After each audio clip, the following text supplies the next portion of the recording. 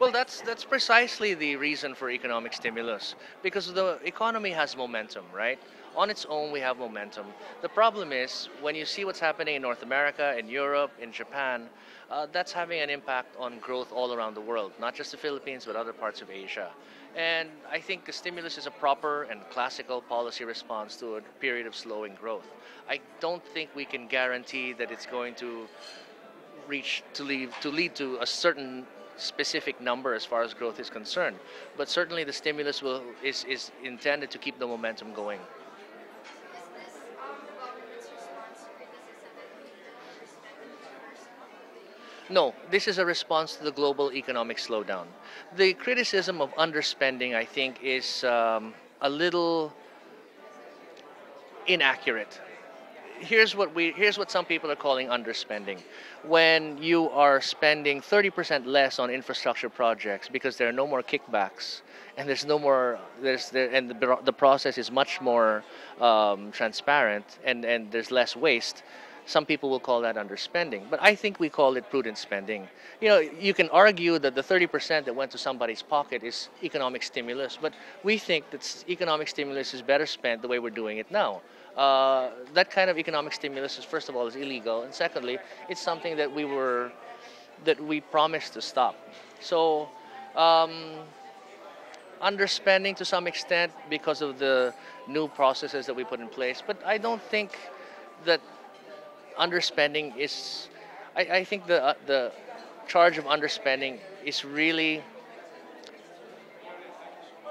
failing to see the whole context of things. Let me give you an example. Why is the United States government in the problem that it is today? Why is Greece, Italy, Ireland, why do they have these problems today? Because they spent decades building up huge public sector debt.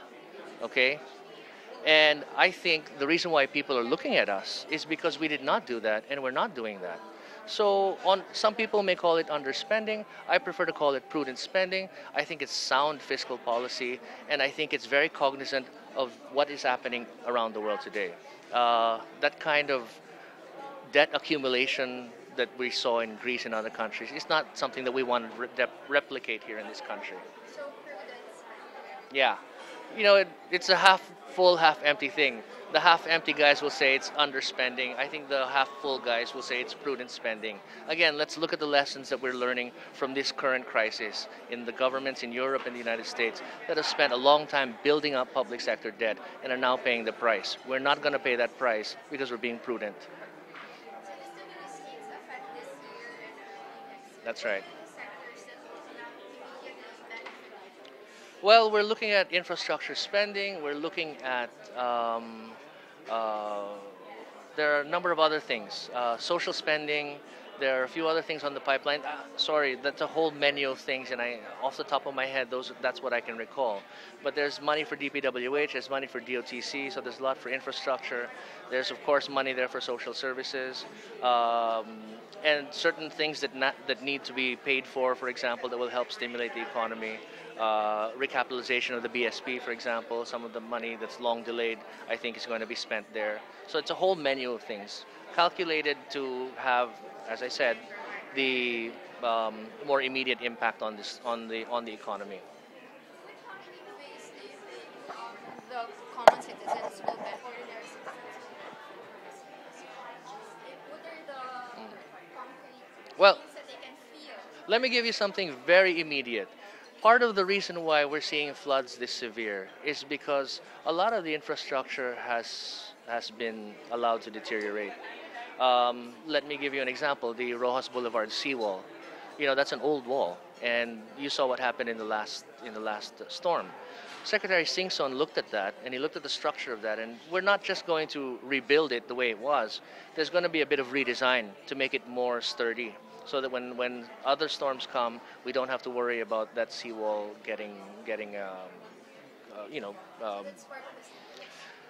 No, that's not part of the stimulus. But projects like that are part of the stimulus. Infrastructure projects similar to that are part of the stimulus. For example, there are bridges that we feel if you're going to see a higher flood level, there are certain bridges that can probably be built higher. So instead of rebuilding them, we're going to we're going to make them a little bit higher. It's little things like that. The Ross Boulevard is. Let me correct that. Let me be specific about that. That's not part of the stimulus per se, but it's that's the process by which we're evaluating some of the infrastructure projects. So some of it will be flood mitigation, and it'll be done in a way that doesn't just rebuild the old infrastructure, but makes it better than it was. So with the stimulus package, we expect to hit our growth targets this year. We're hoping to hit our growth targets. Again, given the volatility of the economy, we cannot say that because of this stimulus target we will hit our growth targets. What we can say is that this stimulus target will help sustain momentum, the growth momentum, and we do hope that it will allow us to meet our growth targets. But I don't think any rational economist would go before you right now and say definitely this is going to meet the targets, because something is happening in the world economy today, and you know, your outlook one week is going to be different next week, and it's very difficult to predict what's happening now. So the best we can do is put in place the measures that we can and hope for the best. Last, the president talked about assumptions in Canada. Why do you think those were and how do you recommend? Well, that's the other thing. You know, the projects were formulated, structured at a time when there was less volatility. The volatility in again, it's the economy. The assumptions that you make, for example, for foreign exchange, for interest rates, change almost every day, every week. Um, Growth, exports, all of that change almost every week. There had been no tsunami, no nuclear disaster in Japan when we were formulating some of these assumptions. There had been some indication, and everybody's thinking in '09 and '10 and in 10 was that the U.S. economy was on its way to recovery. Now we see that that's not true. So a lot of those things have led us to re-examine some of the assumptions. And when you re-examine your assumptions, the structuring changes as well. There were projects probably that in the beginning we felt could be pure private sector equity. Now we'll need probably a little bit of, now we see maybe a little bit of a viability gap where there wasn't one a year ago. So we're now having to make adjustments like that. There were some projects with a relatively small viability gap. Now you're looking at the situation, maybe that viability gap is a little bigger.